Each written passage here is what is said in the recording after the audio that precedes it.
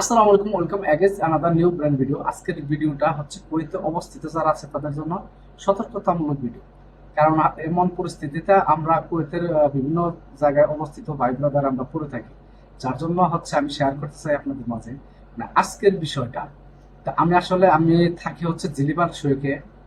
তো আমি জিলিবাল শৈক থেকে সকাল 4:30টার দিকে আমি আসলে আমার কর্মস্থলে যাওয়ার জন্য আমি বাসা থেকে রওনা দিই। তো প্রতিদিনের মতো আজকে আমি 4:30 মিনিটে আমার বাসা থেকে রওনা দিই। রওনা দেওয়ার পরে তো আমার বাসা থেকে বাস স্টপে যাইতে আমার সময় লাগে হচ্ছে 4 থেকে 5 মিনিট হেঁটে যেতে হয়। তো হেঁটে যেয়ে বাস স্টপের থেকে বাসে উঠে আমার কর্মসংস্থানে আমি যোগদান করি। তো ভিন্ন দিনের মতো আজকেও গেছি, যাওয়ার পর হঠাৎ দেখি যে বাস স্টপের মধ্যে চেক চলতেছে। তো চেক মোটামুটি ভালো ধরনের চেক, মানে যা যে কেউ সামনে পড়তেছে বা যে কেউ আসতেছে তাকে টাক দিয়ে দিয়ে মানে সিভিল আইডি কার্ড নিয়ে নিচ্ছে। মানে হচ্ছে ওনারা যখন ফার্স্ট অফ অল যখন আপনারা চেক করে তখন কিন্তু সিভিল আইডি কার্ড নিয়ে নিয়ে আপনার ডাইরেক্ট আপনার ডেট এবং আপনার ছবির দিকে তাকায় আপনাকে ছেড়ে দেয় না। তো সবগুলা সিভিল আইডি ওনাদের হাতের মধ্যে সবগুলা একত্রিত করার পরে গাড়ির মধ্যে যাওয়ার পরে তাদের যে মানে বিভিন্ন যে ডিভাইস গুলো আছে ওই ডিভাইসের মাধ্যমে তারা পরীক্ষা করে আর কি, যে এই সম্ভবত এমন ধরনের পরীক্ষা করে যে এই সিভিল আইডির উপরে কোনো কেস আছে নাকি বা কোম্পানি কোনো কেস করছে নাকি, মানে এই ধরনের যে জিনিসগুলো এগুলা ওনারা চেক করে। তো এক এক করে চেক করে তারপর আমার সিভিল আইডিটা দেয়। যেহেতু আমি লিগেল আছি, আমার আলহামদুলিল্লাহ সবকিছু কোম্পানি তারা ইলিগেল কোনো কাজ আমি করি না, আলহামদুলিল্লাহ করার কোনো কখনো ইচ্ছাও নেই। তো সিভিল আইডি কার্ডটা আমাকে দিয়ে দেয় আর কি।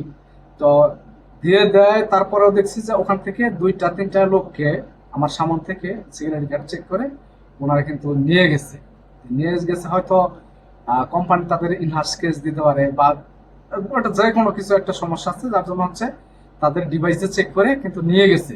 তো আজকে কিন্তু কুয়েতের বিভিন্ন জায়গায় হচ্ছে মানে এই ধরনের অভিযান চলছে বা কিছু লোক ধরছে, এটা আমরা নিউজে দেখছি বিভিন্ন পেজের মধ্যে কুয়েতের।